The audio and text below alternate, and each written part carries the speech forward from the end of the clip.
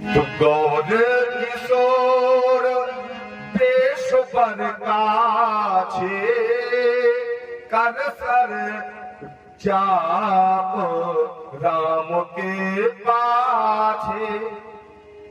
राम जी ने तब भी नहीं देखा, बोले ये गोरा वाला पीछे है, ये आगे करिया वाला।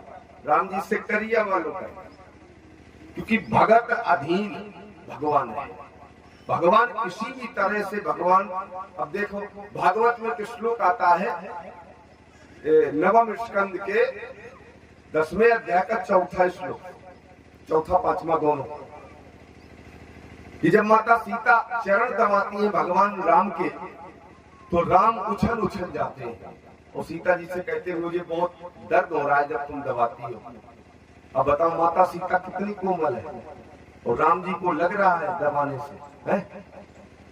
और फिर जब वनवास गए तो बंदर आया, इनके ऊपर चढ़ चढ़ के ने खूब बढ़िया हाथ पांव दाबे, इनके तब इन्हें कछू नहीं लगता।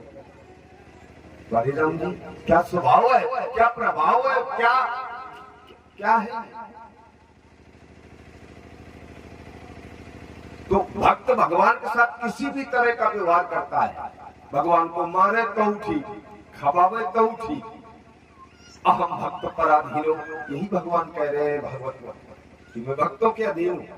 वो कुछ भी बोले, बंदर ऊपर बैठे पेड़े पर और राम जी नीचे बैठे, राम जी नीचे बैठे तो एक बंदरा ने लक्ष्मण जी के कान में हल्के से पूंछ ऐसे घुमाई दी। राम जी से कही भाई साहब बंदरन को रोक लो ना, भाई ठीक कर दे, वो मेरे कान में ऐसे पूंछ कर दे, और भाई साहब ये तुम्हारे भक्त है, तुम जानो हमसे अगर कुछ करें तो हमने कर दिए ठीक, और केवल 2 मिनट दे ये सब बंदर हम ठीक कर दे।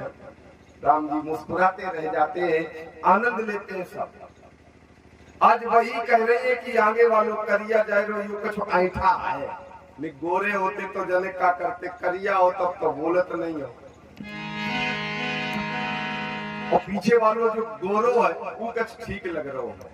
गोपियां देवियां कह रही हैं लक्ष्मण नाम राम लगुभ्राता, और लक्ष्मण जी बोले भाई साहब ये तो हमारो नाम ले रहे हैं।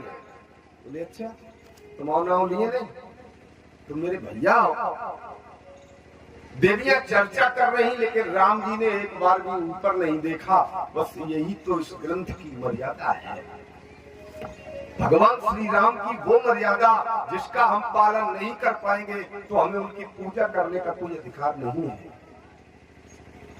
रामचरितमानस की मर्यादा का हम उल्लंघन करके अगर अखंड पाठ करावे, भागवत करावे, राम कथा करावे, कुछ भी करावे, तो इसका फल नहीं मिलता है जी। अब सीताराम भगवान के, मैंने पिछली बार कथा बोलने आए थे तब भी मैंने बोला था, और अब की बार भी मैंने पहले ही दिन बोला था कि कभी भी प्राण प्रतिष्ठा की हुई मूर्तियों को छूना नहीं चाहिए, कभी नहीं छूना चाहिए, उनका तेज नष्ट हो जाता है और फिर भी पत्थरें रह जाती हैं।